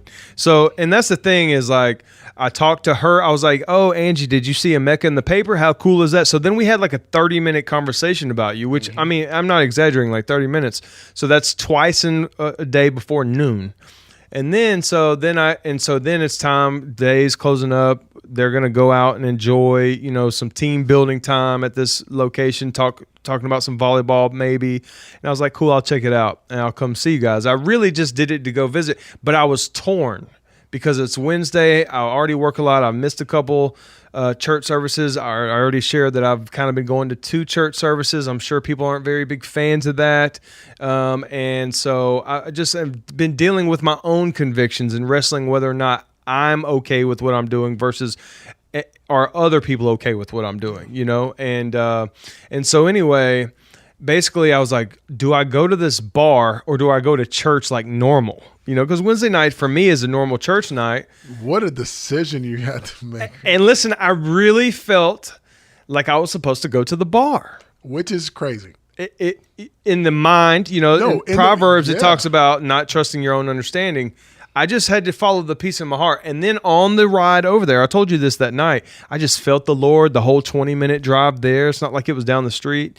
And I was just like enjoying it. I was like, wow. And it was so surreal because I could feel the strangeness of me normally supposed to be going to church, but then going to a bar. And so I was so pleased. Whenever you follow the peace of God and God's leading, there's such a pleasure internally, and so you can know it, especially when it's as weird and evident or strange behavior, you then almost experience it even more, which is also why I think missions is like even crazier for people, because they're, it's a bigger deal. And so anyway, so then I go there, and then within maybe 5 minutes of me showing up, you came inside, and I was like, man, instantly it was like angels sang, because like I said, I talked about you twice already today, and it was just so weird. So then you came in, and then to make it even crazier, you told me your back part of how you were coming, and then we had this crazy conversation, and I was like, man, this dude's my brother. Like, he's talking about these things I vibe with, right? And whenever you're on that personal growth tip, and then involving God, and then like not in a this lot place, of people, not a lot of people have the same intersection, especially not that instantaneous. Yeah. It was like instantaneous combustion. So anyway, I just say, I just know that knowing that I was loved has given me that freedom to follow the leading of the Holy Spirit versus man's organized religion or what I'm supposed to, because it's really about doing what God wants you to, not just showing up on Wednesday. Like, I literally was confused years ago. I remember I felt like I was supposed to witness to someone in Walmart, and then I was like, oh, but I'm going to be late for Wednesday night church, so I can't. And I literally did not do it, and I thought I was right.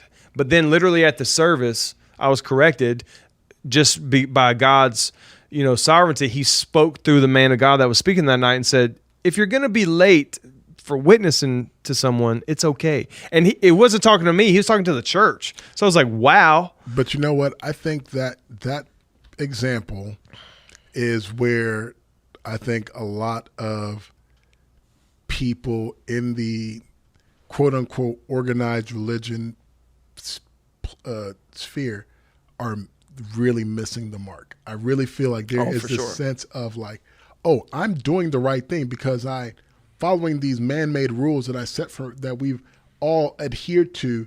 But it's like, but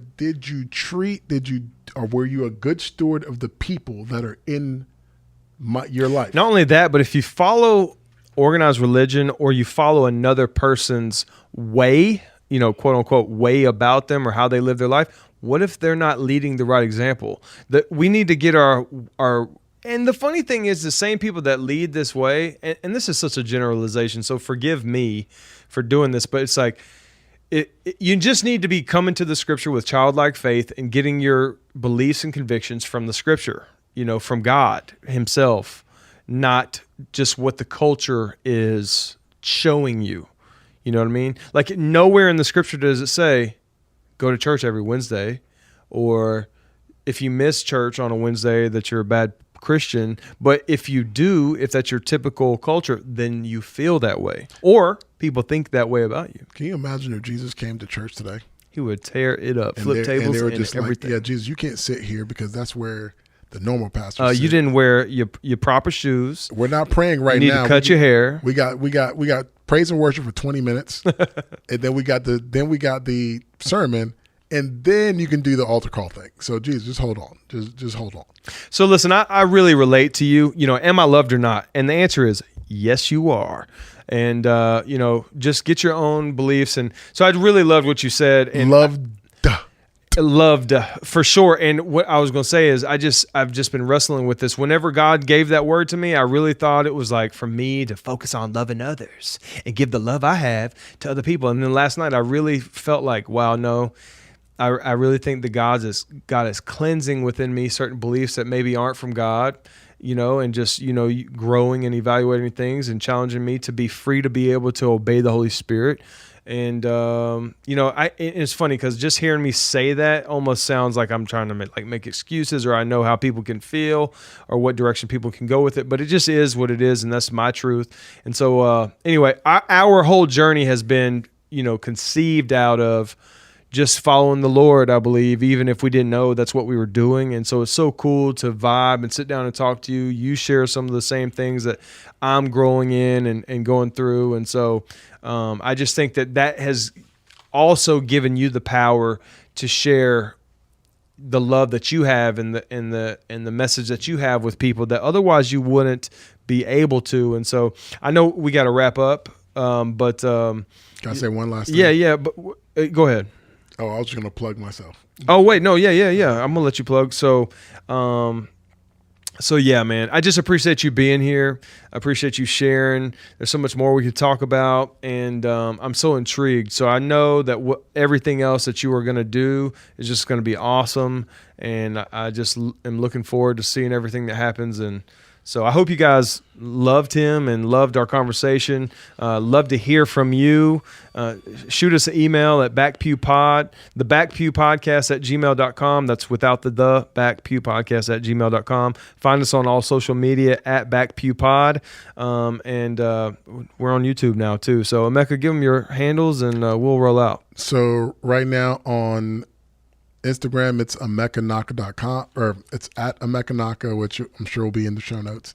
Website, emekannaka.com. On YouTube, it's From Where I Sit. And that is the news that we're, I guess, breaking on Back Pew Pod, is that I am starting a podcast also titled From Where I Sit.